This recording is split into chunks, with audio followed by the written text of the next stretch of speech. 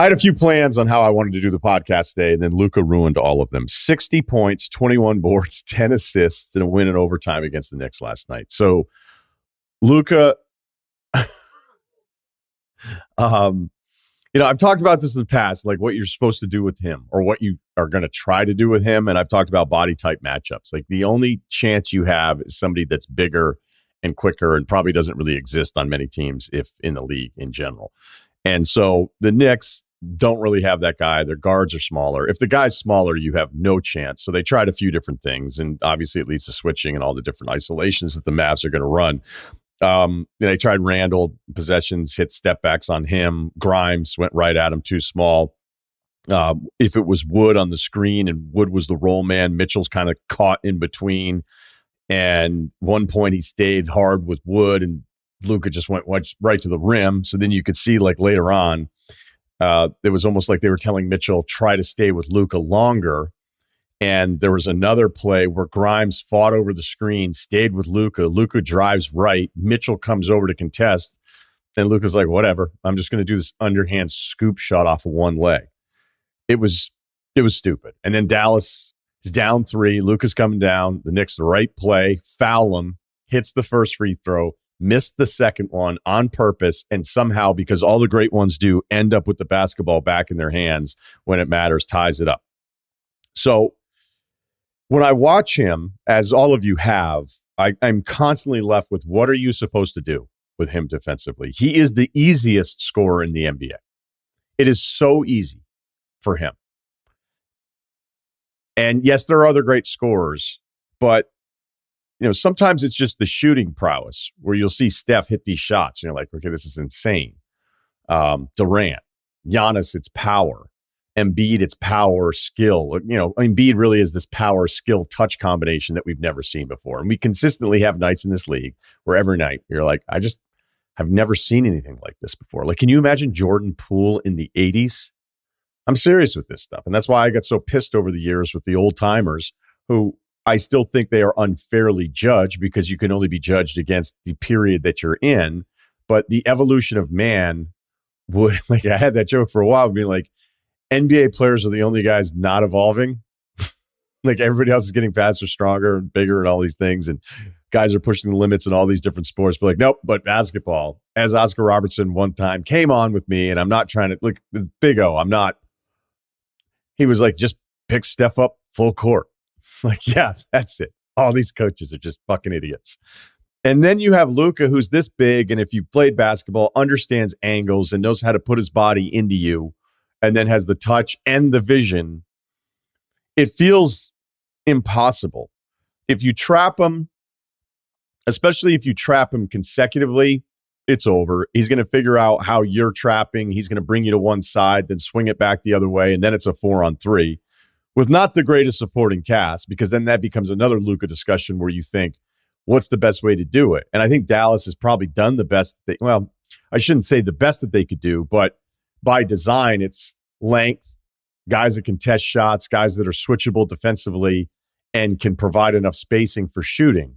Because if you had another ball-dominant player, would it always work out? But I think that's what was really great about how Brunson fit into their offense, because Brunson could kind of have his own possessions. And then if there was all this defensive attention to Luka, he could swing it over to Jalen Brunson, and Brunson was just really good as a small player too. Brunson is incredible at driving and finding an opening in this. If you help off the roll man, he's going to lob it. If you help off the shooters, he's going to find him. Some of the Luka passes to the corners, I think, can be a tad overrated on social media, where it's like, how did he know that? And it's like, well, they know it because they know what their system is, and everybody understands where everybody is supposed to be positioned. But then he'll do something where you're like, okay, and look, I'm not trying to say that Luka doesn't make amazing passes. He does. But I think there are times where we'll see these absurd passes to corners from a lot of great players in the NBA, and people will act as if like, how did he even see that? It's like, well, that's kind of how the spacing alignment is. Like, just watch. Guys run to the corners to provide spacing in ways that we didn't have in basketball that we were watching when we were growing up. If you don't help off the shooters, he's going to go one-on-one, and he's too big. I mean, it's maddening to try to defend Luka and know that in his head, he's like, okay, you're not going to double me this time. Or, okay, you're not helping off the shooters. All right. My big, may not even set it. He may slip the screen. Or my big at times when they had Porzingis or if Woods playing on the perimeter, it's like I'm going to bring their big away because they have to respect the shooting here. So it's like, what are you going to do? And then Luka's like, all right, I guess I'm just going to kind of dribble down here. I'm going to be a foot away from the hoop. I'm going to stop. You guys are all going to spaz out. And then I'm just going to make a shot. Sorry. I imagine it's a lot like with a quarterback. Like a great quarterback, you can't say, okay, we're going to press coverage all the guys on the outside. Okay, we're going to pass everybody off in his zone. All right, we're going to constantly pressure him all day long. You have to do all of those things, and you have to do it at different times and hope you do it at different times enough that he's somehow guessing. But with basketball, it's not a football play. Football play, the ball snapped, and then it is what it is. Basketball, you can kind of see what it is, then you can bring it back out and kind of start all over again in the possession. So it's even harder as you're trying to mix up whatever coverages you think that you're going to design to stop this guy. I've constantly said it has to be some kind of body match because, Mikal Bridges, a great defensive player we saw last year in the playoffs, he's just going along for the ride. He's too small for him. And everybody's too small for him. So it's not a knock on him. And you're watching the Lakers game, like, who's their guy?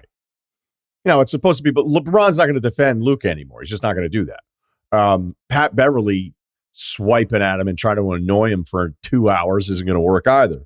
So it's almost like it has to be somebody who's big enough to contest passing lanes and shots, quick enough so that he can actually stay in front of him. And probably the most important thing, competitive enough to want to do it all game long. Playoffs different than a regular season game, clearly, but I feel like I'm describing Giannis, but Giannis wouldn't defend him in a regular season game. Maybe December Ben Simmons, who we're going to get to here in a little bit, but you would have to have the mindset. Give me prime athleticism, Pat Beverly, in, I don't know, Aaron Williams' body.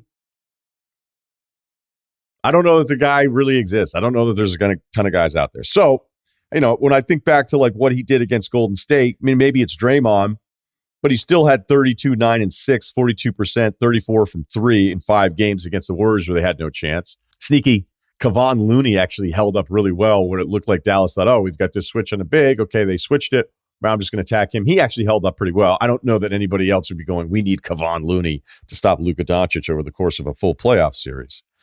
Going back to the first Clippers playoff series, 31, 10, and 9, 50 and 36 from the floor. Then the next year, he did even better, 36, 8, and 10, 49, 41% against the Clippers in those back-to-back playoff series. And then he gets to a Western Conference Finals. The problem with me, and why I'm going to feel guilty right now, is that this happens, and maybe it's because of my job, maybe I just suck, because I feel like it was different when I was younger. If somebody did this, which nobody's ever done before, by the way, you would just talk about it. You'd want to watch every highlight on SportsCenter. You'd watch SportsCenter over and over and over again. And then you would talk about it with your buddies. You would talk about it with people at work. You would just be like, this is crazy. It almost was more mythological because not everybody had league pass. We had highlights and all that kind of stuff. But at any moment I can go, okay, I'm going to check back in because this Knicks Mavs game is close. And however my league pass rotation was going last night, I was like, okay, I'm back on this game. And then you're just sitting there laughing. But I think the part that I don't like about what I do is that then I'm thinking, okay, how would I talk about this? And what would be new and what would be interesting? Because I can't help myself. This is where I'm a dick. Yeah, it's awesome. It's awesome. We know what he is. I still would take Giannis. I think Durant is making a case to be remembered as somebody in the conversation for the best player. Because then when something like this happens, this is kind of the point. When something like this happens, then it feels like the sports media community, the basketball community specific to this, is forced. We feel like we have no choice but to make it out to be something that it probably isn't, other than one night of one of the greatest players in the league right now. Because they're a 6th seed. They were a 7th seed going into last night after the Sacramento loss. They're, 4 games out of first? It's all clogged up in the West. They're also 2.5 games out of being 11th. They were 15 and 16 last week. And that's where I'll always land with this, because I'll watch. I'll go, this is amazing. I have all these awesome things to say, but I can't help myself from going, okay. Now what's going to happen? And not like, oh, he's some loser. Oh, he's incapable of doing all these things. You know how I feel about like the heliocentric guys in the playoffs. The success, historically, the success rate is bad.